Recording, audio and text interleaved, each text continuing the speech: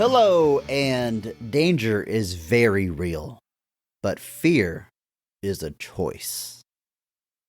Welcome to Best of the Rest, the show where we take a second look at movies that were poorly received upon release and challenge ourselves to only talk about the things we like and what the movie does well. It's M Night Shyamalan month, and this week we are talking the 2013 film After Earth. My name is Chris Logan, and I am joined as always by my fearless co-host, Andrew Williams. You ready for this one, Andrew? Yes. All right. Well, first things first, Andrew. What's your history with the movie? Did you see this film in theaters? Had you seen it before this week? No. Not at all. I have basically no history with this movie. I remember it coming out. It's odd that this feels a little bit like the forgotten M. Night movie. People kind of seem to 1000%. Not just the forgotten M. Night movie, just forgotten in general. The Blank Check I don't know if podcast, I'd go that far, but yeah. The Blank Check podcast has a term called movies that don't exist. It's like a movie comes out, it makes a decent amount of money, and then no one ever talks about it, and the legacy falls off. That is this movie. It's like, I remember when we released our episode on the Sin City sequel, people were like, they made a second one? I don't remember that. I think this is the same way. Hey, that movie After Earth. I don't remember that movie. Remember, like, Will Smith, the sun on a planet, and then like maybe they remember a trailer. Like it takes some digging. I would argue the movie Titan AE has a bigger legacy than this movie. It's totally forgotten about. But yeah, definitely in the M Night canon. It's not really ever brought up that I know of. It's not really brought up because I think people do. I don't know that I'd say it's forgotten. I think people remember like the movie Will Smith and his kid were in that wasn't The Pursuit of Happiness, and just remember it like bombing off the face of the earth, or the face of After Earth. But it's people seem to forget that M Night Shyamalan directs this. Well, when we announced our lineup for the month in the Discord, we did have someone comment, I didn't even know that was an M Night movie. And then I saw that sentiment kind of shared around where it felt like people kind of in the kind of mix of this being a Will Smith and his kid joint, they kind of seem to forget that M. Night was at the helm for this. And I guess because Last Airbender would be the only other thing close to it. It is it's not the type of thing he's normally done. Like he's got like science fiction, fantasy stuff worked within his films, don't misunderstand me, but a full-on like post human Earth with spaceships and different civilizations, a really big budget. I mean, I think this is his biggest budget ever, or that might be Last Airbender. I don't remember, but people tend to forget that he was behind the helm for this one because it just doesn't really it doesn't have the vibe, I guess, of what you would normally associate with M. Night Shyamalan, and so it ends up kind of being this lost entry where I think people kind of forget, one, that, like you said, it exists, and two, that when they do remember, they don't remember that M. Night had anything to do with it. So, and an interesting film to talk about. Definitely the marketing downplayed M. Night Shyamalan's name, or that is to say, like, it didn't mention it. I mean, all his movies, his big ones up until now, it's written, produced, and directed by M. Night Shyamalan. An M. Night Shyamalan film. That was like the selling point for his movies. He's above the title on the poster. His name is not on the poster for this. Except, in the fine print stuff at the bottom. They didn't lead with M. Night's name like all of his other big projects up until then. And I would even argue, we mentioned like we don't, by and large, you talk about M. Night Shyamalan movies, you just kind of ignore Wide Awake because it's technically directed by him, but it's not an M. Night Shyamalan film. Yeah. This maybe isn't that to that degree, but it still feels like it's not in step with his other movies because it's not entirely his vision. He obviously has a lot of influence, but other people have a strong voice here that the end result isn't in line with his other M. Night Shyamalan films. Yeah, I agree. I think also it can't really go without saying that this was his first movie after Last Airbender, which was largely derided. That one made maybe a little bit of money. I think it was 100. That was his most expensive movie. I think Last Airbender with 150 million, and I think it did make like 319 million. So maybe broke even, but the critical response was not great. So I wouldn't be shocked if they were kind of like, you know what, we're going to focus on Will Smith for this one. And like you said, though, this is I think maybe the first, I can't remember if, I think this might be the first film after Wide Awake where he is not the sole credited screenwriter. And I think that's another thing. And I don't know if that's, he came in to work on somebody else's script or not. I'm not entirely sure, but we'll talk more about that in a minute, obviously. But you're right. This does buck the trend in a lot of ways, but I think the reception of Last Airbender also can't quite necessarily be ignored in that situation either. Because if he was still a super bankable name who had only made a string of commercial successes, I can't help but feel like they would have been like, yeah, get his name all over this. Will Smith and M. Night, how can you go wrong? But alas. I think it's safe to say this is the low point for the M. Night Shyamalan name value. Like Last Airbender, can't really overstate how, let's say, disappointing that was to fans of the TV show and general audiences and moviegoers. I mean, there's a lot that went wrong there.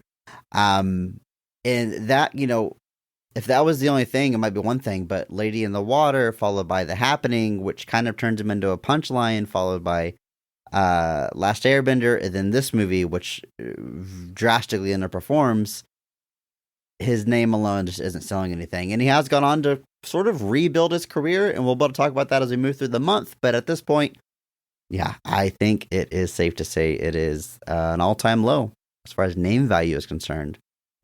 But today, we examine this film to look for the positives, what works, what we like about it. And this movie, After Earth, that was released May 31st, 2013. It's made on a budget of $130 million, one of his largest budgets, as we've established. At the box office, I was actually surprised to see this. It brings in $243.8 million. Now, yes, it is losing money. There was a huge marketing campaign, a lot of ambition behind this movie, a lot of juice behind it. They definitely wanted a bigger return on that. But that's still a bigger box office than I expected, because I personally don't know a single person that went and saw this movie. I'd never really heard anything directly about this movie, just kind of the general reception. And critically, absolutely panned. It holds a 12% on Rotten Tomatoes. Technically not his lowest critic score, but still insanely low. We've said it many times. It is genuinely difficult to get a Rotten Tomato critic score under 20%. And this manages to do that. Audience score is a little bit higher, 36%, but it's still just, I would say, universally panned. Yeah, I think that's a safe way of putting it. It is worth noting that I was looking at the box office. 60 million domestic is all that the United States contributes to that number. So barely a fourth of its total, not even a fourth of its total box office revenue came from the United States. And this is very much something where if you look at the trends here, like the opening weekend, it does okay, does a little under 30 million. And then the next weekend, it drops to like just barely 10. So, and then the subsequent weekends are all just spiraling from there. So the movie just, no legs, no word of mouth, no anything helping this one along the way, just kind of comes out and then fades away. Like you said, a lot of international box office receipts helping that box office number. That was a big thing there for a while, and people really didn't realize it, is that there were movies that were making like $1 billion, and like 700 million of it was international. That was when the Chinese box office got like really, like people, so you started hearing about like studios trying to like cater movies to the Chinese box office alternate so that they could try to do that. And, Avengers Age of Ultron was one I think people talked about a lot, where there was like some alternate stuff they did for the Chinese market. And it's Yeah, so I don't know where all the other international receipts all kind of break down, but like I said, a fourth of that number is domestic, which still 60 million. That means a lot of people went and saw it. But you're right. I don't really recall anybody else I knew being like, yeah, let's go see After Earth. At this point, I think, I mean, we've said it, hashtag PP, but at this point, the general audience, I think, especially after Last Airbender, had kind of turned on M. Night. A new M. Night movie was not something people were jazzed for. You throw in the Will Smith in a movie with his kid thing again, and I think you were setting this movie up for a pretty steep uphill climb. And needless to say, I don't think it quite gets there. But Jaden does in the climax of this movie, which we'll talk about later. Now, let's take a look at the creative team. We have a story credit to Will Smith, who actually hatches the nugget of an idea that grows into this film. Originally going to be simply set in the wilderness, father-son camping trip. The father's incapacitated. The son has to go out and get help. That evolves by being set 1,000 years after humans evacuate Earth. It gets this sci-fi makeover. He gathers a team of creatives and writers to flesh it out. A lot of people work on the story and script, but ultimately we end up with two credited writers, Gary Whitta and M. Night Shyamalan. Such an interesting combination. Gary Whitta is a name I'm familiar with from the video game space. He's actually editor-in-chief of PC Gamer magazine, and his fingerprints are just all over the industry. He was a co-writer on the Telltale Walking Dead series, amongst many other video game credits. But he has dabbled in Hollywood and some screenwriting. He is also the writer of the Denzel Washington film, The Book of Eli, which doesn't have great critic scores, but I have heard a number of good things about that movie. But Gary Whitta just seems to be living the ideal nerd life. It just has his hands in a bunch of different nerd things, gets to work creatively in multiple fields, and is just living a good life from where I'm sitting. Yeah, he felt like somebody that there for a while, it felt like they were, it felt like you just heard his name attached to a lot of stuff. They would just be like, this is in development with Gary Whitta set to write, or, you heard it a lot. I think the endlessly developing Sherlock Holmes 3, with Robert Downey Jr. and Jude Law, I think that was one he was attached to. He had a lot of different scripts that I think he was attached to over the time. But yeah, he's attached to Rogue One, which for a lot of people is their favorite of the Disney Star Wars movies. He's got The Book of Eli, which is again one that I actually saw that in theaters. That was one I went and saw. And what do we think, Andrew? I think it's pretty good. Even comics, dived into some comics. Wrote the novel adaptation of Star Wars: The Last Jedi. Wrote a few comics, wrote some stuff. He's all over the place. And, it's like you said, kind of the ideal nerd existence. Kind of getting to do all this cool stuff and still having a level of prestige to your name as well. So good for you, Gary. And of course, as we've said numerous times, the movie is directed by M. Night Shyamalan. Interesting. So we gathered these movies of his that we're covering this month, and for the most part, they all come out in succession. I mean, the man has his highs and his lows, but this is a string of films. I mean, we did The Village, Lady in the Water, The Happening. We did not cover The Last Airbender, but it was we could say that also qualifies the criteria of our You can't make me. And then we are here with After Earth. I mean, just back to back to back to back to back. It's wild. It's a very interesting run, and it is it's a heck of a run of films. Yeah, I will say I'm glad the man is still making movies, and he has had some hits after this, and on and on and on.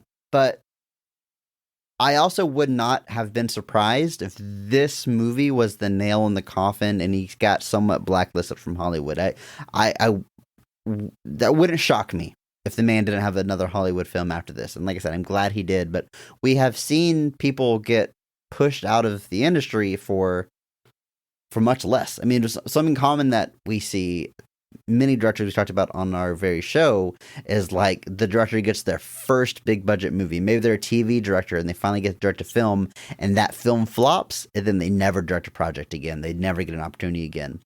Obviously, M. Night had those early hits that are seemingly keeping him afloat, but he really, I don't know, I feel like he's testing that really strong with a string of movies, you know what I mean?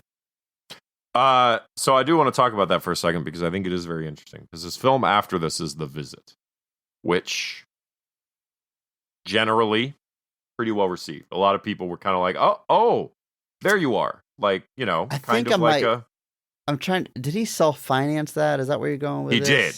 Yeah. He did. Yeah. He borrowed $5 million. Because I will say that the budget for The Visit is $5 million.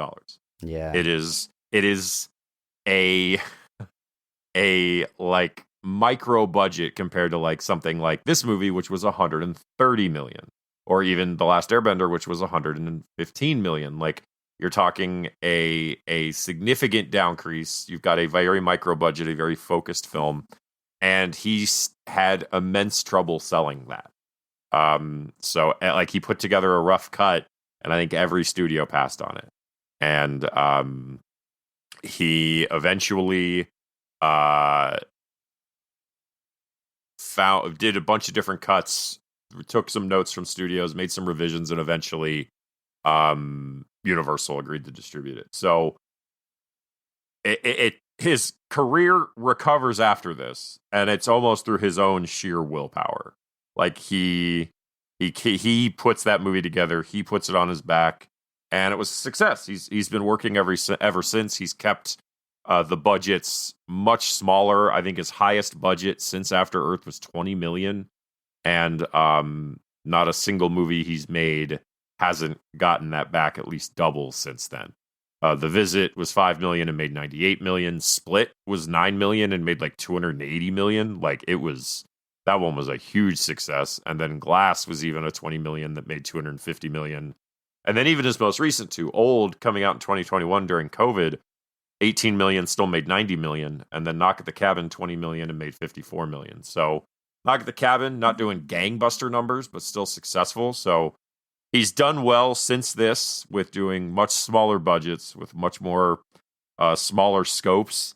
And the success, even if it's not quite to the level of his earlier films, is more than enough to keep it coming. So, but I just wanted to point out, like, The Visit is something that sheer willpower really brought that one to the screens. And I said it, I think, on our first episode. I don't always like what M. Night does, but he's largely an original voice out there. Not that I have a problem with blockbusters and IPs. I really don't. If they're good, they're good. I don't really care. But, you know, in an age where everybody kind of laments that original stories aren't being told, I'm always going to be glad that there is somebody out there largely telling original stories. Like, I know Knock at the Cabin was an adaptation of a book and stuff like that, but largely my point stands. So it is quite the career that admittedly barely survives After Earth. So interesting. Next week, we are covering Glass, and we can discuss the resurrection of one M. Night Shyamalan. But for now, it's time to dive into this film, After Earth. Andrew, you ready to do this? Yeah, Chris, let's do it.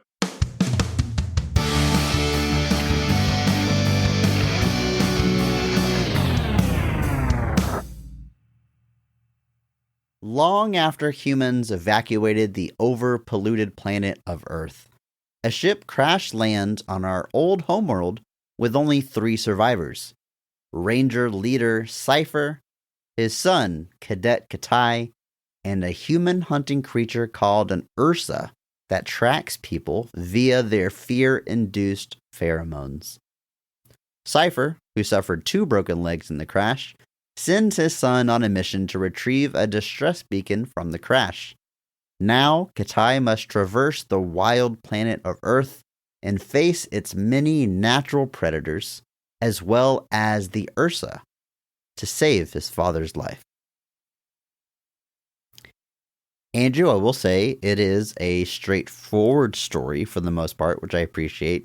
We talked about that nugget of an idea of a son and father out in the wilderness. The father is incapacitated. The son goes out on the adventure. That remained throughout the many iterations of this story. The movie doesn't take too long to get there to kind of set up the premise. And then we have this sort of straight line narrative after that. And I do appreciate that. Yeah, I mean, truly, you could take this plot and basically transplant it to anything.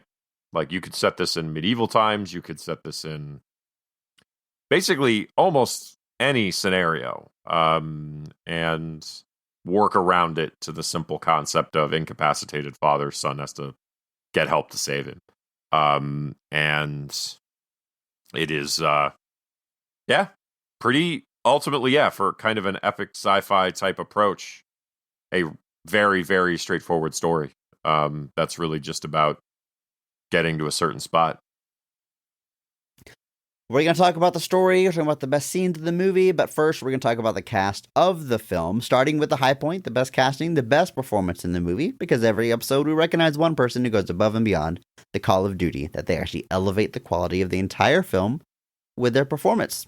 We recognize that person by giving them the Mark Strong Award.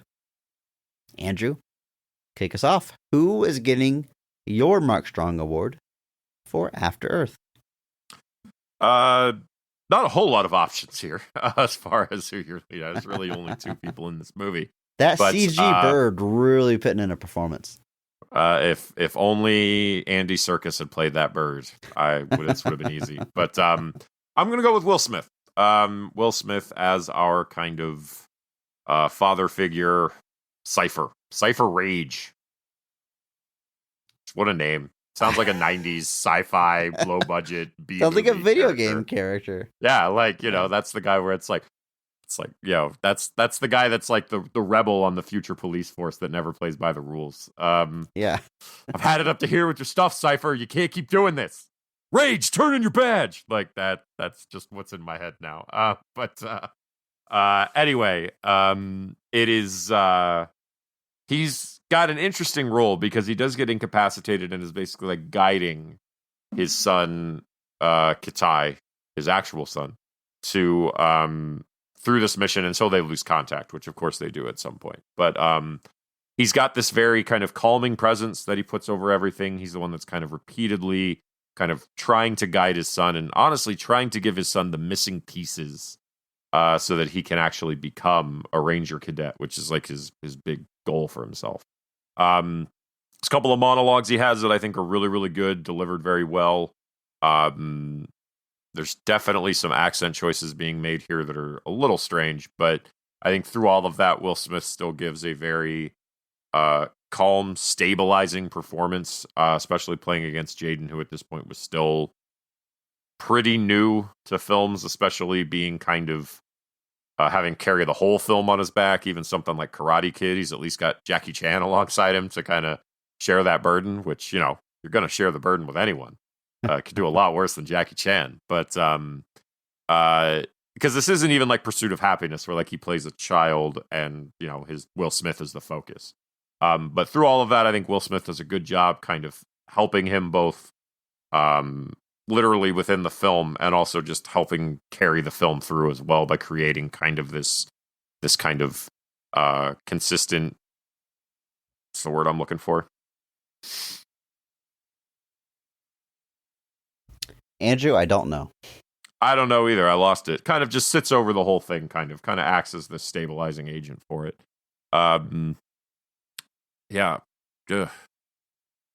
Oh, it's gone. Anyway, but yeah, I'm going to go Will Smith. Alum of the show, obviously. I've talked about him several times. I know we talked about him on Wild Wild West. 2 and Wild Wild West. Wild West. Okay, so yeah, twice.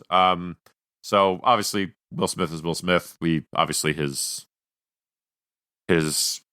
Chris, did we start the show before his controversies? Yes, that's what I was about to say. Like, every time he's come up, we're always like, it's Will Smith. It's one of the greatest action stars, one of the greatest actors. He's so good. Nothing but praise. And, like, that holds true. But since then, he slapped Chris Rock. A lot of his personal life has been made public. the dude seems to have a lot going on. I don't know what to tell you. I don't really want to dive too deep into it. Will Smith is Will Smith. We know who he is. We know what he's done. We've talked about him before, obviously, but his image is this. We're not going to do a deep dive. I agree, but like, it's kind of fascinating to me that he had almost this like Tom Hanks, Keanu Reeves level of revere in the public eye. You know, like everyone loved Will Smith, great dude, and yes, he assaulted Chris Rock. Like that is a big deal. But it's not, I guess, in the grand scheme of the way other celebrities have fallen from grace, like Mel Gibson or Kevin Spacey. It's not to that level. It's not that extreme, but he has still, his public persona and image has been irrevocably damaged. And it's not like, I feel like people don't like hate Will Smith now or anything, but it's definitely, everyone just looks at him a little bit differently now. I'm a little fascinated by it because, like I said, the path to get there is so unique to him with like his just relationship troubles and everything. It's just, it's bizarre. So my take on it is like, yeah, the dude, you're clearly dealing with a lot. Like, just go take care of that. Just don't worry about us. Don't worry about making movies. Get yourself straight. The public nature of it, I think, is what makes it so different. Like, he slapped Chris Rock at the Oscars. Like, that's like a whole night that's all about. Don't say that, Andrew. That's not a nice way to put that. But a whole night that's supposed to be about, recognizing great performances and everything. Sure. Will Smith, to borrow a wrestling term, went into business for himself. And I think the public nature of it and the venue of choice, like Will Smith or Mel Gibson was nominated for an Oscar after everything he did, and he was there. Like, it's so wild that like something like that is just kind of like, oh well, that's Hollywood. But then Will Smith smacks Chris Rock for making fun of his wife, and because it was at the Oscars, I guess that means that you can't really come back. He got banned for like a decade. Like, he can't come back. And then he won. Yeah, after he won the same night. It's such a bizarre. I think he won after that. I think he smacked Chris Rock and then won. I think the night ends with him winning that award. It's so, God, what a weird thing. Celebrities don't live in the same world as us. I don't know what to tell you. This timeline is so strange, and sometimes I want out of it. But anyway. Well, Andrew, none of this changes the great performances we've seen from Will Smith. I still think he's an incredible actor, done a lot of really cool stuff. So yeah, he's picking up, he's got to be a multi-Mark Strong Award winner by now. Hell, this could be his third Mark Strong Award. I don't know. There's no way to track these things. Who knows? But well-deserved, because it's Will Smith and he's a great actor, and I hope you get the help you need, Will. I hope you find peace. I'm gonna go there, Andrew. I'm gonna do a controversial take here, and I'm gonna give my Mark Strong Award to Jaden Smith as Katai Rage. And the reason I'm doing this, Andrew, is because look, hashtag PP and all. The movie, I understand why it's got low critic scores, okay? But I think, and I'm trying my best not to make this so backhanded, but it's almost like I heard such horrible things about this movie that I saw it and it was better than my expectations. Like, I'll stand behind that. And I think if you had, like, I don't think Jaden Smith is the problem. And I think he's a fine enough actor. And I think he's like retired from acting now, so we just have these handful of performances, but totally fine. It's not like this movie is crumbling because you have this weak performance at the center, but I think that could be the case with someone else. But I think he does a fine job. I think there's a few emotional high points that he is able to rise to the occasion and get the emotional point across. This movie is so resting on his shoulders, and yes, maybe the movie doesn't work, but it's not because of him. I will definitively say that. And I will say that by giving him the Mark Strong Award, because this movie could crumble if it was someone else in this role. I'm not watching him give emotional dialogue to his dad and laughing at the wooden performance or anything like that, like you would see with someone who's not great at acting. I think for what's being asked of him, he carries it across the finish line. He's getting my Mark Strong award because he's clearly the main character, the main actor in this film. I respect you giving the Mark Strong award to Will Smith. I don't think this is Will Smith's best performance. I think it's pretty far from it. Good thing I didn't say that. I know you did it. I know you did it. I'm explaining why I'm going with Jaden Smith. So much more of the weight is put on his shoulders, and he doesn't crumble. He carries it. I think. I don't think you swap out a different actor to Jaden Smith in this role, and it fixes the movie or anything, because I don't think he's the problem. So for being able to rise to the occasion, he's getting my Mark Strong award, and I stand by this. I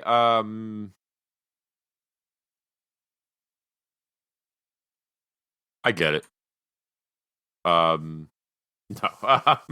You don't have to agree. It's we don't have to agree with this podcast. I agree. I agree with the thought process, though.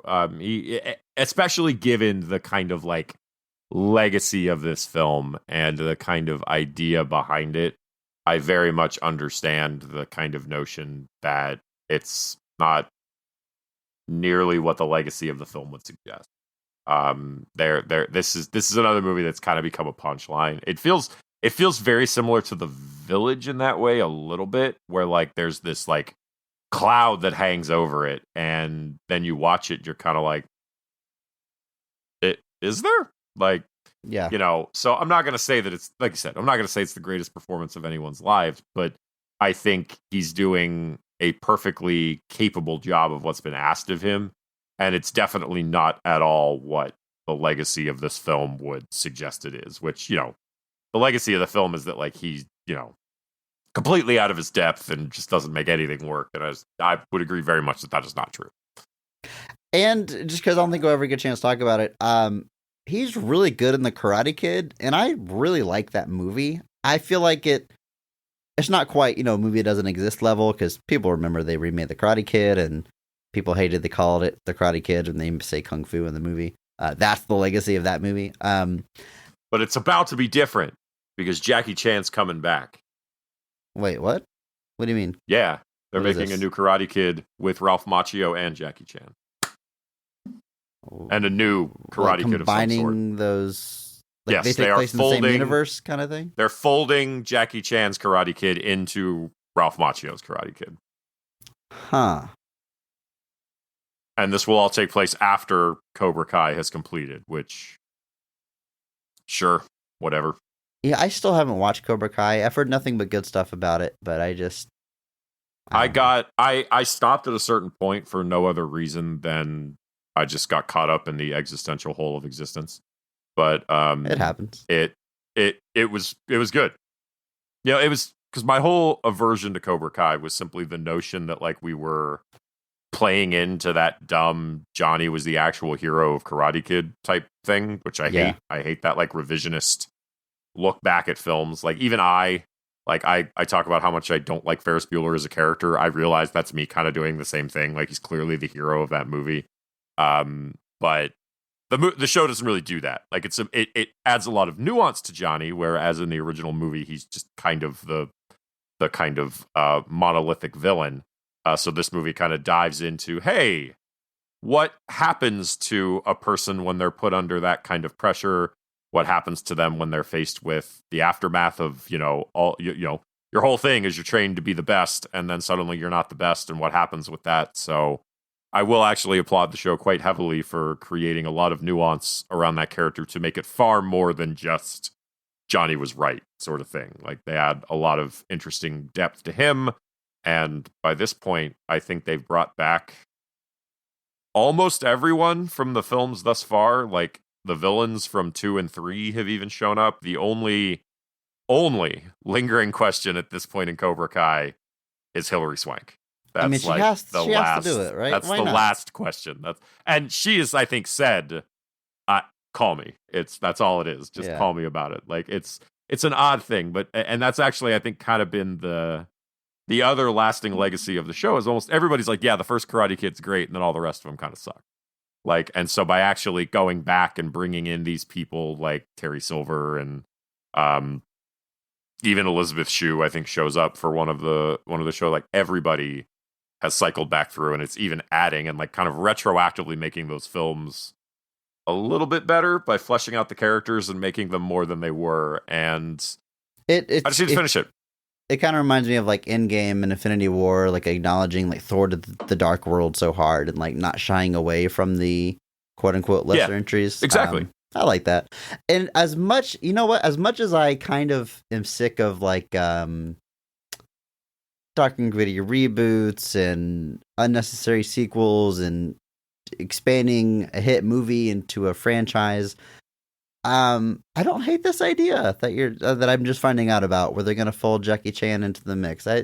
You know what? Sure, why not? Why not? Like, that's kind of where I'm at. Like, Karate Kid is not something that I will admit I have any like deep personal connection to. I don't. Yeah. You know, it's not Ghostbusters, but you know, it's something where like if it's gonna be fun and we're all gonna have a good time, who cares? Like, it's and I think part of it too is just how successful Cobra Kai's been. I think everyone's just kind of like, oh, I guess Netflix doesn't have bring Jackie Chan into your TV show money. They only have bring Jackie Chan into your movie money. So, and I'm trying not to get too hyperbolic here, but like Jackie Chan and Karate Kid might be his best American movie performance. I mean, as far as like genuine drama acting, yes, probably. Yeah, totally. I mean, that scene, like, where he breaks down in the car, like, Mark Strong award right there. So good. It reminds me a lot of like Pat Morita in the original Karate Kid. Like, there's, you know, he's just doing the whole thing, and there's this kind of like, I don't want to say caricature because that sounds really mean, but like there's this idea of Mr. Miyagi and Pat Morita kind of playing this very stoic, but still kind of like heart of gold type mentor.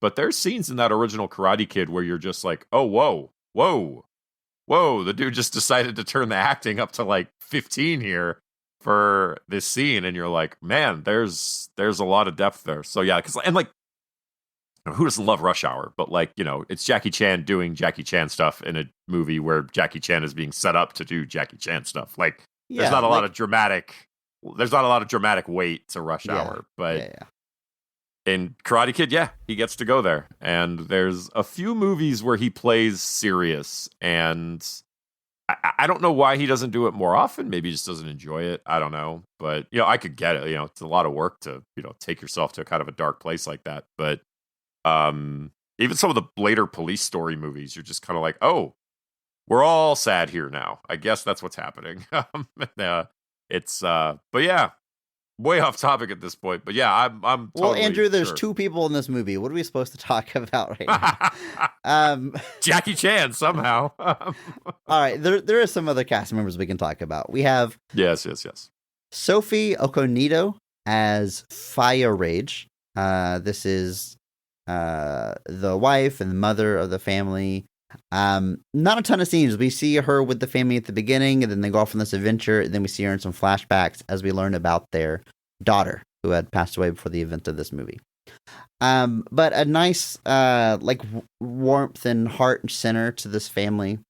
It's a very military family, as we see through Cypher and his son trying to follow in his footsteps, but she is clearly a lot more gentle, and we get that feeling. Not a ton of screen time just by the nature of the script, but I think still brings that right energy.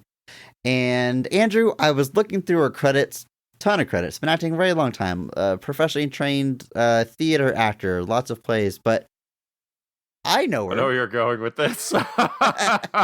From Ace Ventura When Nature Calls. She's the princess. No. She is. That Ace Ventura hooks up with in that movie. So she has this line in the movie. I'm not going to imitate it.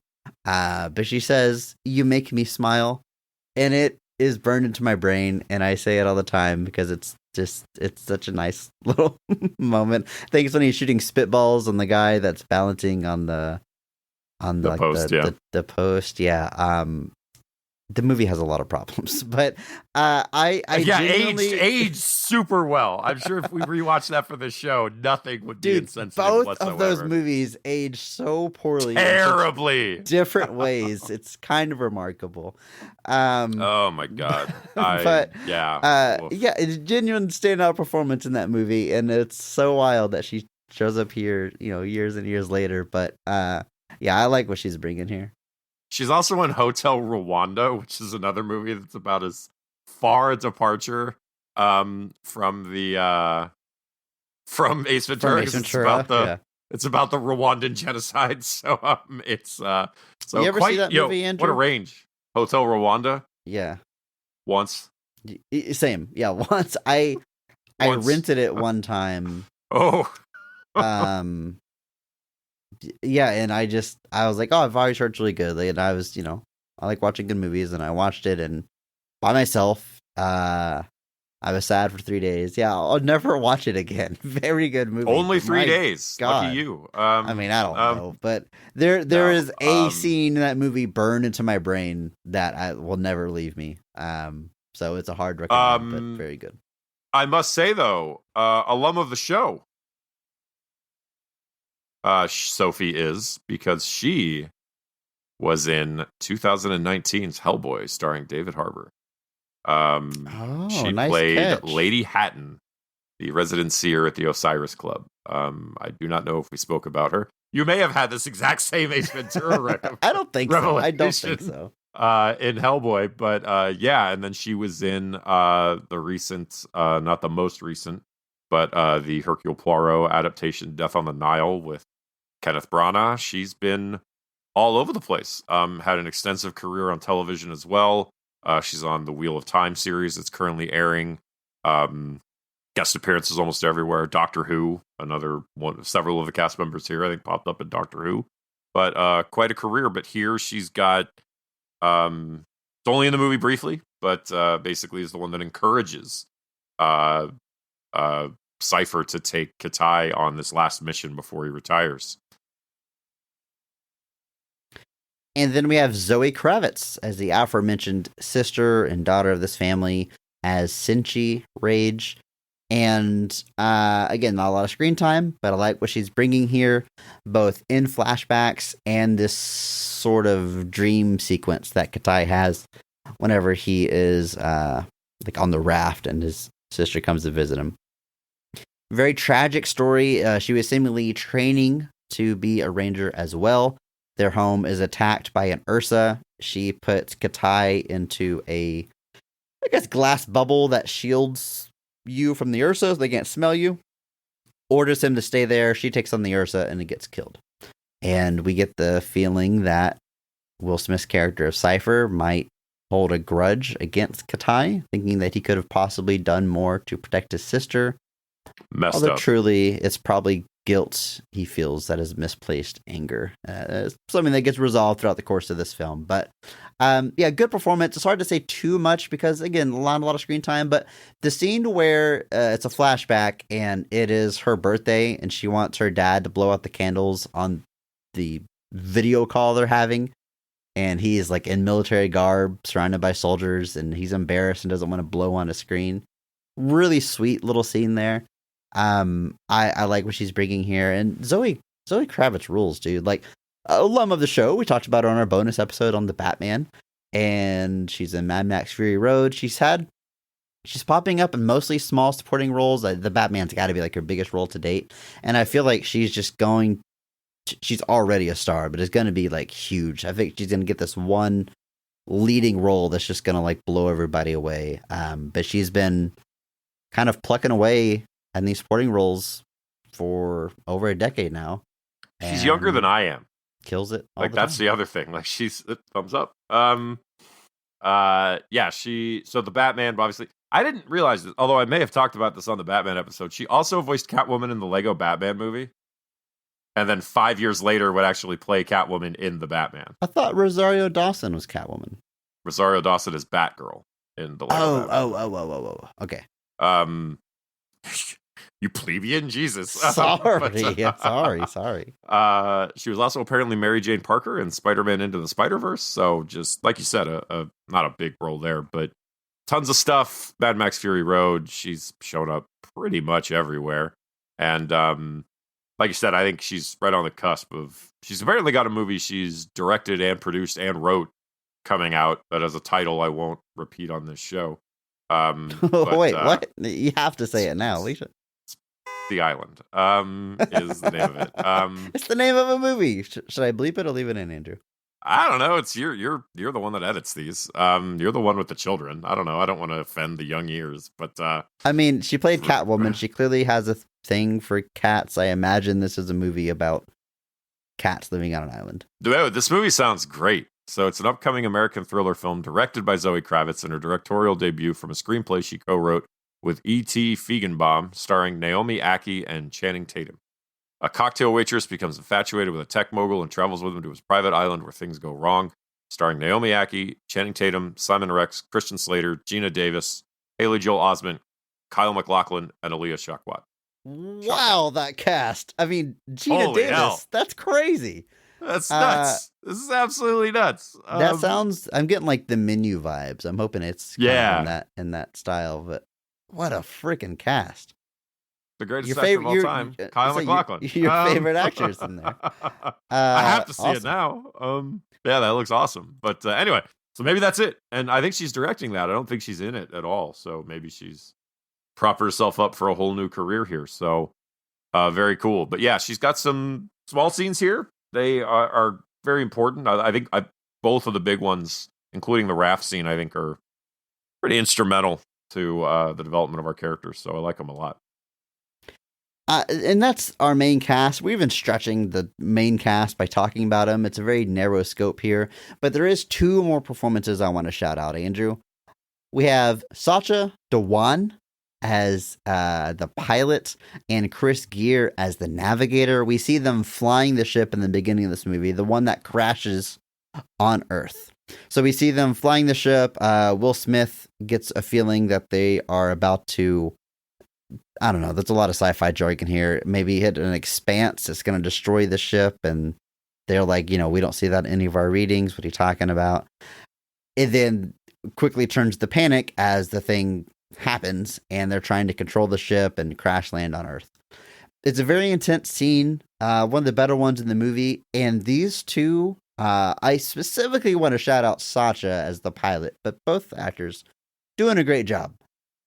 At the risk of being backhanded to both of Mark Strong Award winners, I think Sacha Dhawan is the best performance in the movie. It is so good. And it is all of maybe 5 minutes of screen time, but the dude like super pops in this movie. So I felt the need to shout him out. He's very good in that scene. Absolutely agree completely. He's another one of our people that ended up on Doctor Who. Also played, but not just on Doctor Who, he plays basically the Doctor's arch nemesis called the Master, who's basically exactly like the Doctor. He regenerates, he does all that fun stuff. He's just evil. And as you can imagine, he was very good at playing that character. All right. So he was, yeah. So great performance here. Great performances pretty much everywhere he goes. And with that, Andrew, it's time that we jump into the scenes of this film, starting with the absolute best scene of the movie, or at least our personal favorite. So, Andrew, in your opinion, when is this movie firing on all cylinders, and what is the best scene in After Earth? I'm going to go with the fear is a choice scene, where this is a kind of monologue that Will Smith is giving at one point in the film when Katai is kind of struggling, and he tells him this story about getting into a fight with an Ursa, where he kind of thought the end was coming. Got like a pincer through his shoulder, seeing his blood come up through the water. He really thought it was over. And this is kind of where he talks about the very notion of kind of what ghosting is, which is a concept they talk about, which is not going on a date with someone and then never talking to them again. It is when you don't feel fear. They should have called this movie Ghosting. It would have had a whole different reach. But But the idea is that if you don't feel fear, the Ursa can't see you, essentially. They track you by those pheromones you release through fear. And if you don't feel fear, they don't see you, which means Green Lanterns, they can take care of this problem, no problem. So he's telling this story about getting into a fight with Ursa where he kind of stumbles across the idea of what this is. And it leads to that concept of him saying that, things like pain are real, but fear is a choice. Fear is something you can choose to feel or you can choose not to feel. It's a short scene, just a couple of minutes, but it's a Will Smith monologue for the most part, where he's kind of just speaking about this story. Talks about like seeing his blood come up through the water, reflected through the sunlight. And then stuff where he's like, I had his pin through my shoulder and then realized I didn't want that there anymore. I was like, yeah, I would imagine so. A short scene where I think he kind of gets across the very notion of kind of what the idea of it's used in relation to ghosting, but also just presented in a way as like he's telling his son, I know you're afraid right now, but you can power past that. Slightly motivational as well. And I like it. I think it's a really great delivery by Will Smith, and I think it gets along one of our main core concepts of this film really well. Great pick, Andrew. I also like that it is just a Will Smith dialogue. This movie, it has the budget that they could have shown us the story he's talking about. We could have had visuals to go along with this. We could have seen, like a de-aged Will Smith under the water being held down by this monster, but it would have really undercut the purpose of this story, which, as you said, is to relate to his son and try to connect and reassure him. Like, him telling the story is what's important, not necessarily the cool visuals and action of what's happening in the story. So I really like that choice. It's a choice of restraint, which is it's kind of easy to overlook that skill in whether it's M Night Shyamalan's choice as a writer or director. I guess he did both, but whoever made that decision to do make this purely a dialogue rather than a flashback, I think is a really good one. And it's a good pick. It kind of gets to, obviously the core of this story. Everyone knows just from the casting or the trailers that it's going to be about a father and son relationship and trying to connect or reconnect or figure it out, coming of age. The themes are probably pretty apparent going into it. And I think this is a good example of that. It comes shortly before what I'm going to highlight as my favorite scene, but it's also dealing with the relationship between these two characters. Shortly after that moment, as Will Smith, he's back in the ship, he's monitoring his son's resources, he's got drones kind of looking out for predators in the environment. He's like the guy in the chair for his son on his adventure. We have a little bit of dramatic irony here, because we see that this son has damaged, I'm going to forget all the sci-fi terminology here. These oxygen capsules, liquid that he has to drink to breathe the air safely. I don't know. He's got a couple of them damaged, but he's telling his father that he still has 4, but he's actually down to 2. And I love this moment because he asks him a few times how many he has, and every time he says 2, he notices that his son's heart rate goes up. So he suspects that he's lying. And he asks him about it again. He says, why are you not showing me the case, on camera? And his son goes, what? Which is such a classic son is lying to the parent move. Like when a parent asks a direct question and the kid goes, what? They're lying. They're stalling. They're trying to come up with an excuse. Like that. What? No. I recognize that move right away. I love that made it into here. So then he shows him he's down the 2, and Will Smith is trying to reroute his option. Instead of traveling on foot, the only way he can make it time is to do a sky dive. Again, I forget the term they call it, but it's a lot faster but way more dangerous. So he tells him to abort the mission. He says, you don't have the resources, this was a mistake, come back to the ship. And this is my favorite scene, because while there's been this unspoken tension throughout, it all comes to a head here. And Jaden asks him, because Will Smith, he's like, I'm going to take full responsibility. So Katai asks him, well, what was your mistake? Was it entrusting me and depending on me to do this? Is that what you're saying you messed up? Because you thought I could do this and now you think that I can't? And very quickly he transitions with the dialogue, what was I supposed to do? What did you want me to do? And he's no longer talking about the mission that he's on. He's talking about when his sister died. He's just jumping to the root of where their tension started, which is, as we said, Cypher holding this animosity towards his son unfairly, because his son was a child and couldn't actually protect his sister. And Katai has felt that guilt his whole life. And the movie opens with him pushing himself to try to become a ranger and not making the rank. I mean, he's trying relentlessly to prove himself to his father and falling short. And look, hashtag PP.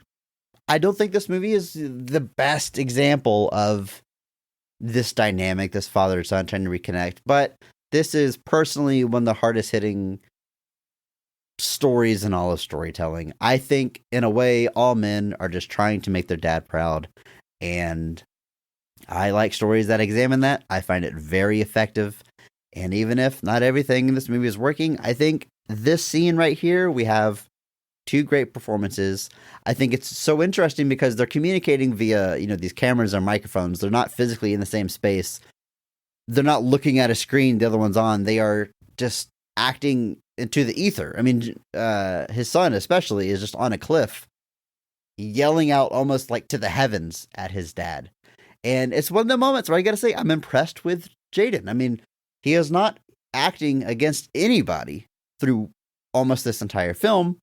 And I think he holds its own. It's not an easy thing for an actor to do. In this scene, I think he does a great job going toe-to-toe with Will Smith, who we know is just a very, very good actor. So, yeah, this scene is effective to me. And again, I just think it's very clever writing, very good dialogue where they shift from this mission to talking about his sister. And we kind of can just see everything bubbling up. And I'm going to say it's my favorite scene in the movie. It's a great pick, Chris. I think so. It's kind of that emotional head between the two of them where kind of you get to that moment where like this thing that's been kind of laying at the kind of in the background, kind of pushed away by the current issue, kind of just finally explodes. And yeah, I think you touched on a very, very interesting thing as well, which is the notion of playing against no one, which is a very difficult thing to do. And it's actually why some actors don't do movies like this. They don't, like Joaquin Phoenix, like said, one of his reasons for turning down Doctor Strange, which what a weird timeline that would have been. We were like this just close. even fathoming like Joaquin Phoenix doing the things Benedict Cumberbatch has done as Doctor Strange is like, it breaks my brain. Yeah. Where maybe there's a world where Joaquin Phoenix is Doctor Strange and Benedict Cumberbatch was in Joker, but don't you put that evil on me, Ricky Bobby. But one of the reasons he said for turning down Doctor Strange is he's like, so much of it is just you in a green screen room, which is, he's like, it's so hard as an actor when you don't have material things to interact with. And I think that's a completely valid stance. And people were kind of like, people took it again as another excuse. People were like, that's the process. They thought he was like, throwing shade or whatever. And I'm like, no, that's just how he is. It's not an environment he as an actor thrives in, which is fine. Yeah. Dare I say. Yeah. Good. He shouldn't do, like, would you want him to do it if he's not comfortable doing it? Like, I don't really understand what the criticism is, but, right. So it's a difficult thing to play off of no one already. And then in a situation like this, which I assume was a lot of green screens, because you can definitely see a few scenes that are definitely like that. But Jaden gets asked to carry a lot in this, and the legacy of the movie would very much have you believe that he's not able to do it. And I think this scene is a great example where not just is he capable of doing it, he does a pretty decent job at it too. I think this movie got both criticism and praise for its visuals. It was oddly divisive for the way it looks. It's an early movie to be shot in 4K. very commonplace now, but this sharp definition was sort of breaking.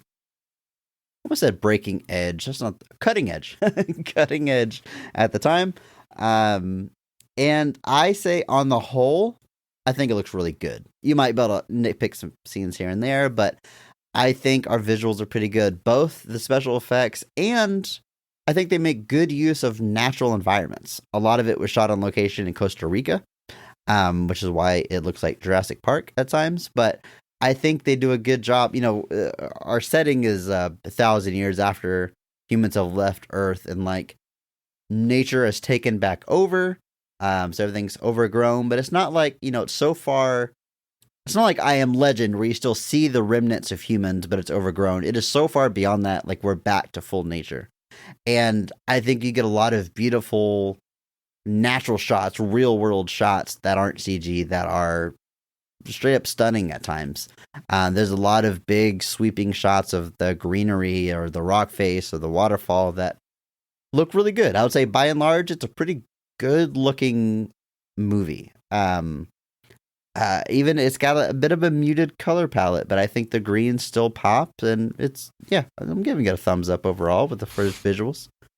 Yeah, and I mean, we're in a very isolated piece of the world too. It's a very specific spot. I don't know if there are still buildings present. And I'm sure if the media franchise that had been intended had taken off, they probably would have gotten to possibly something like that. But I think by putting it where it is and kind of focusing on just the wildlife, like I said, I think it ends up looking pretty good.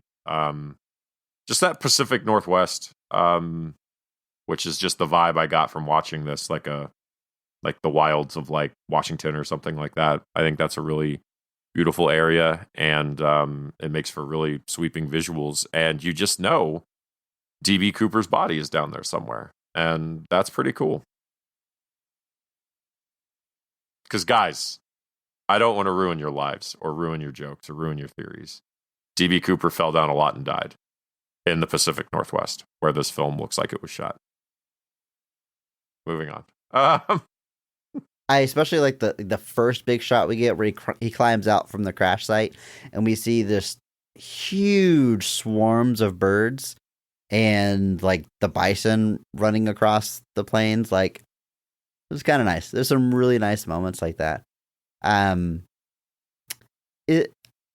movie has, and we've talked about the emotional core that runs throughout it, but other than that, we have Katai on this solo adventure facing the wilderness in a bunch of little set pieces. Like, he gets a leech on his hand that poisons him. He's got to get to his med kit to get the antidote. We have him getting snatched out of the air by a giant bird, and he wakes up in the nest and has to defend the nest against some tigers, and then earns the favor of Mama Bird, which I thought was a nice little moment. And he saves him from the cold later. That was. I'm reminded a little bit of The Happening, and that what I said at the end of that movie was it was less than the sum of its parts. Like, I see a lot of good ideas, but for whatever reason, it doesn't all gel, and I don't know. It's hard to get specific. I think there's a lot of cool ideas in this movie. I already mentioned like father-son story. There's a lot of cool set pieces, but I also don't terribly disagree with the critic score. I think, under 20% is a little harsh, but I get why it's quote unquote rotten. But I also don't know like what exactly we're changing here. I don't necessarily think it's the performance. And we're not a super critical podcast. I'm not trying to solve the issue with the movie. I think the way that they all chose to speak with no earthly accent is a little off-putting. Maybe we could have done without that, but again, that's not going to suddenly solve the problems of this movie. But there is cool ideas in place here, which honestly I wasn't expecting. Based on the legacy of this movie, I thought we were going to have a kid walking through the forest for 2 hours, but a lot of the set pieces I think are really really well done. The bird one being my favorite. I like that I like that the bird helps him and drags him out of the snow. I agree with that. I thought that was a really cool touch. Like he was unable to save her children, but he tried. and the bird like remembered that he did. And I think that is not just showing, it's showing a potentially advanced, a higher level of intelligence in these animals to understand that. Because, you know, you could do it from the primitive aspect and be like, oh, well, he failed to save her children, so therefore the bird doesn't like him. But in this one, she's like, you tried. But it's, so that's a cool scene. I like the design of the spaceships and stuff. I like how it looks very different. It's like 1,000 years in the future, so it doesn't just look like stepped up versions of what we have now. I was studying that so hard because it almost looks like it's organic, but I don't think it is. But it's not. But everything's not really. Like everything's rounded. There's a lot of like support structures or whatever those are. Yeah, like there's like stretched out, almost like animal skin, but it's just white, so it's not animal skin. Yeah, like it's very interesting. Yeah, it's a very interesting look. It reminds me a little bit of like the Krypton and Man of Steel kind of vibe. We're going for something that looks very very different, very kind of, you know, it's not what you would imagine. You know, you think of like Star Trek, stuff like that, where it's still very terrestrial, I guess. So with this one, we are looking a little more alien, and especially off Earth 1,000 years. Cypher on his ship has like this model of the terrain that looks like very much like the Kryptonian technology. Yeah, exactly. The black mold type stuff. Yeah, and I think that is a cool thing to do, because if you are going to make like put your movie in a weird place with weird technology, make it as weird as possible. That's kind of where I'm at. Like, that's probably my favorite part of Man of Steel is that Krypton segment, because, you know, the crystals and the white color palette and everything, that's all iconic Superman stuff at this point. I understand that. That's kind of how everybody sees Krypton, but I was like, let's do something a little bit different. And I will give them lots of credit for creating this fully weird Krypton that I think is awesome. So I do like the design of the ships. And like you said, it's kind of hard to get a read on. It's like, even when he gets to the tail section, there's still these sections where like everything is covered by like this padding, like flimsy. I was like, it's not even like a hard case. So it's like a really weird technology that I don't need fully explained to think it's interesting and cool. And I think it works. I think it works really well and creates a sense of distance between what we were and what we are. Because, you know, if we crash on Earth and we've got stuff that just looks very normal, like, it's not going to create that sense of scale. So by adding in technology and showing that we've been away for so long, I think it helps create a sense of that time gap, which is supposed to be there. So very cool. I like the bit where, you know, their suits are obviously very advanced, and it changes and adapts to their environment and changes based on the situation. And Katai is out, and he doesn't know that he's being stalked by some like monkeys. And he tells his dad, my suit turned black. I like it, but I think it's something bad. I like him being like, it looks cool, but this isn't good, is it? This is bad, right? Like, this is not. Just reminds like what is it? Talladega Nights, where his car like flips upside down, and he's like, "Whoops, this is not good." Like, just this like painfully obvious thing where you're just kind of like, "Well, that's not good." That's two Talladega Nights references in one episode. So I am firing on all cylinders, that's for sure. But the action climax of this film is, of course, Katai taking on this Ursa. He's running from it at first, then he is able to ghost, is able to control his fear and be invisible. I will say, a fear I had going into this movie was the action scenes, because as much as I like M Night Shyamalan as a filmmaker, and I think his highs are really high, and I've talked a lot about the movies I like of his, I do think one place where maybe he would struggle is his action. And I think for the most part, he works around it in interesting ways. Like the action scene and the final action scenes of Unbreakable are so understated, and he doesn't try to reach beyond his grasp. And I think he's playing to his strengths there.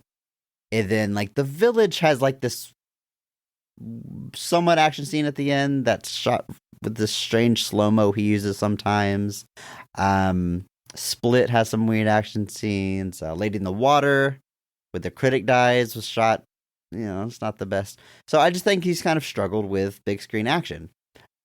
But I think this final fight is really well done. I think it both looks visually impressive, because, again, he's acting against nothing. There's not actually a giant alien there, cutting its limbs off, jumping on its back. It's choreographed well. It's shot well. I was pretty impressed with the action of this movie. I would agree. I think overall, a lot of the sequences that are shot, I think, they are done extremely well. So I don't know what changed, but maybe it was the scope, because this is not really it's not going for like a horror thriller sense like a lot of his other stuff tends to do. Yeah. This is more just a straight action movie. And so there's not a lot of the kind of classic hallmarks. And I think sometimes, I think Lady in the Water, The Critic Death, I think is being held back slightly by how he chooses to shoot it. And kind of the sense of how he's trying to create that. And with this, by just kind of being very straightforward, I think he actually makes it just a lot easier to kind of put these scenes out in the open. They're all in the light. There's almost no sequences in the dark here. And I think that helps a lot.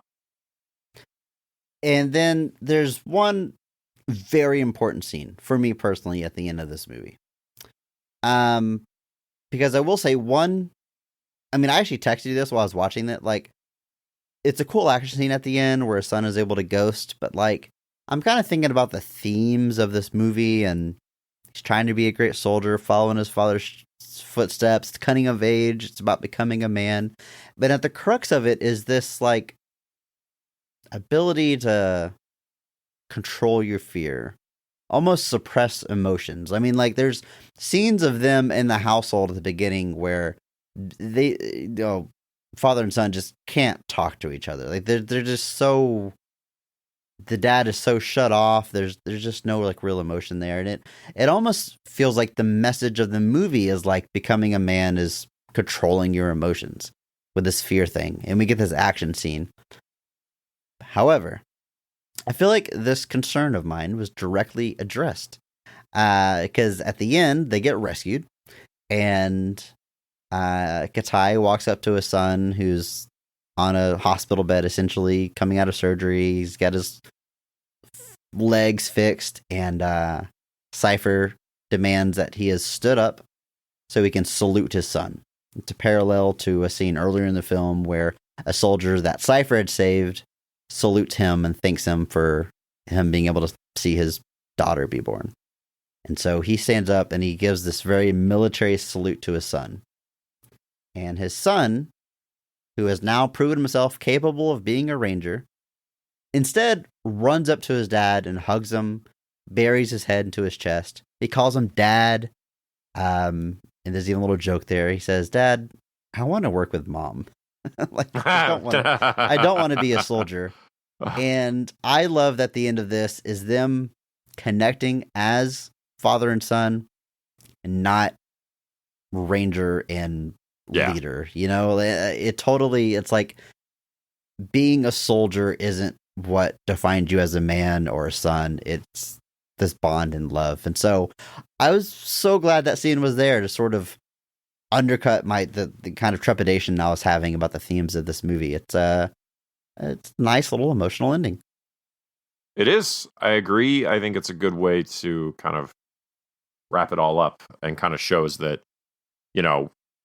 it shows all the levels, because obviously, like you said, you see Will Smith wanting to approach this from a very professionally, he wants to salute his son because of the effort he put in and the results. He's like, you did the things you needed to do, and he was pushing him, and there was a success there that he wanted to acknowledge in the formal kind of military way. But then his son was just kind of like, I ain't got time for that. I just need you to be my dad.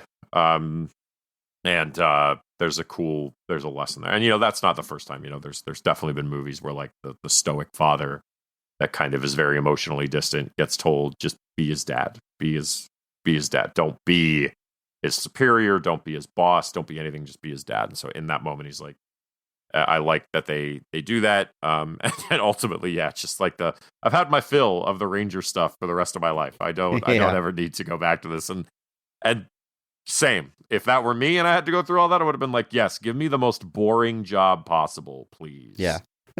So that I never have to worry about this again. So I liked that quite a bit. And just a good way to end it. Yeah, I mean, I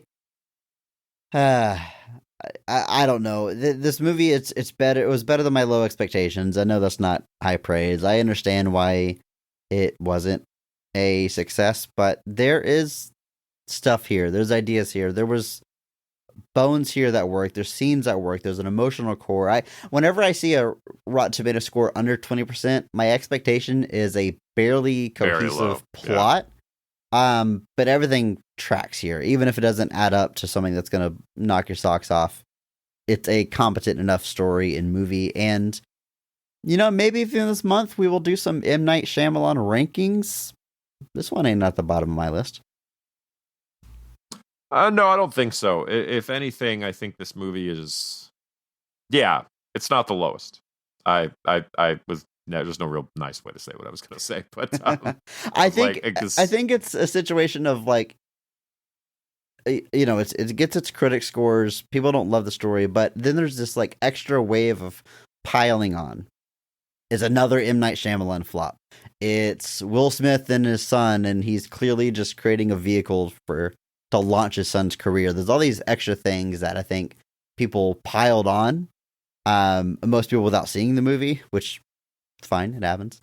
But it ultimately adds up to a legacy that would have you believe the movie is far worse than it is. And yeah, I think that's kind of Shyamalan's legacy in general. I think I'm not going to say that every movie is like a hidden gem or a hidden masterpiece, but I think the cult of personality in a way has just kind of turned to a point where just like the bads are considered so bad. And people used to make fun of his name and stuff like that, and it's just like, we're better than that. Well, let me rephrase that. The decades of data available shows that we're not better than that, but we should be better than that. Yeah, I think I can't say that, After Earth is going to enter into my lexicon of movies that I'm going to watch on a regular rotation. But like, yeah, the legacy of this film had me expecting something much different from what ultimately was here.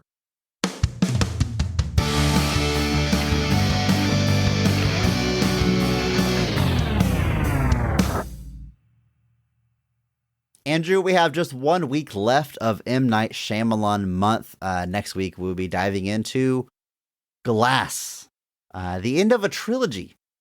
Starts with Unbreakable, and then Split, and then we have Glass. I personally have not seen this movie, despite enjoying the first two entries of this trilogy. Honestly, I think it is the reception that kept me away. Like it despite loving those first two, and a lot of it might be doing leading up to it, I heard it misses the mark, and I guess that was enough to keep me from actually watching it. But I do own it, and by this time next week, I will have watched it, and we'll be able to dive into all the positives.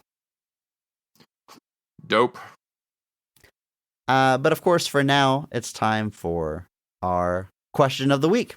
If you want to leave a question for a future episode, you can just hop into our Discord. There's an invite right there in the show notes.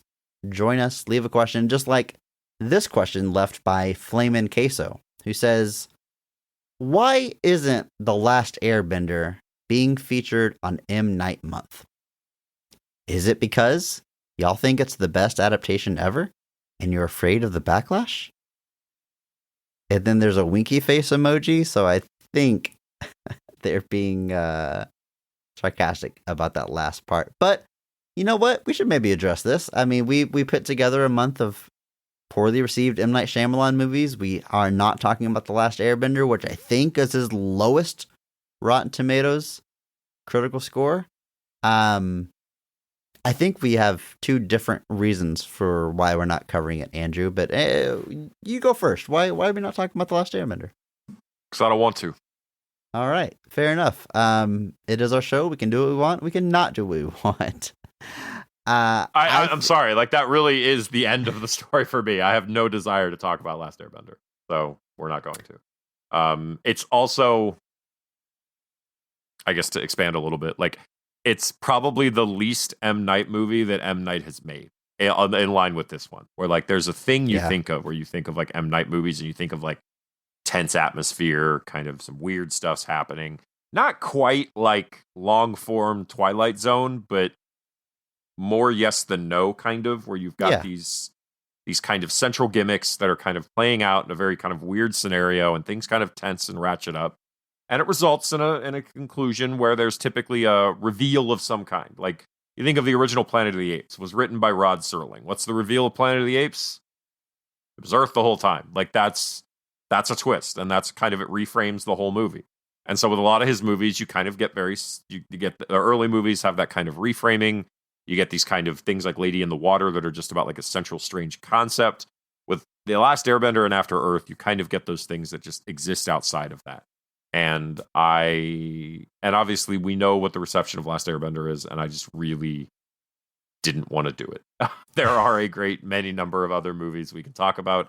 I am sure one day we will end up back possibly in the throes of Last Airbender, but not this month.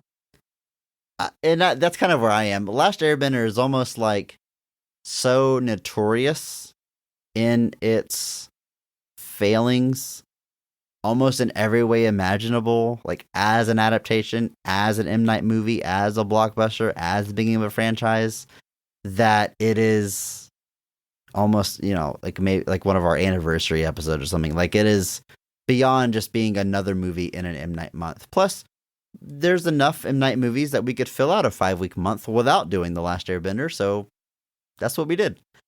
Yeah. So it's not never say never, but there is some hesitation to cover it, but also, I don't know, it might happen. Some people are asking for it because y'all are sickos who want us to watch a movie like that. I've never seen it, in case that wasn't clear. I've never actually seen the movie, but I probably won't unless it is an episode of our podcast, which, I don't know, maybe episode 200, 300. I don't know, a big one. 500. You heard it here first, folks. You heard it here first, folks. Episode 500 of Best of the Rest. Last Airbender. And then we probably close shop forever. Because at that point we'll be like 75. But anyway, yeah, that's why we're not talking about it. So yeah, not a never say never, just a not right now. No, not until episode 500. And 500. Until then, just remember, maybe not every movie is great, but all movies have greatness. Thank you to Mark Benavides for singing our theme song. You can follow him on Instagram at NotThatMarkAnthony. And thanks to Mitch for the music. Check him out on Twitter at I'm a Biggie Boy. And check our show notes for the SoundCloud link. Check out our store on TeePublic for some Best of the Rest merch. And if you enjoyed this episode, please share it with a friend. That's the only way that we grow. And follow us on social media at BOTRcast. Thank you.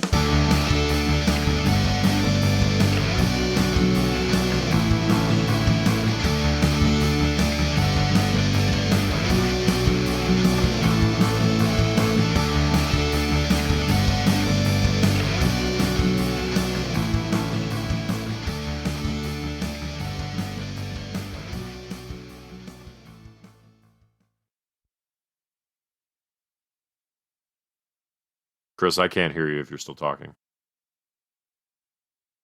Did I lose the internet? What happened here?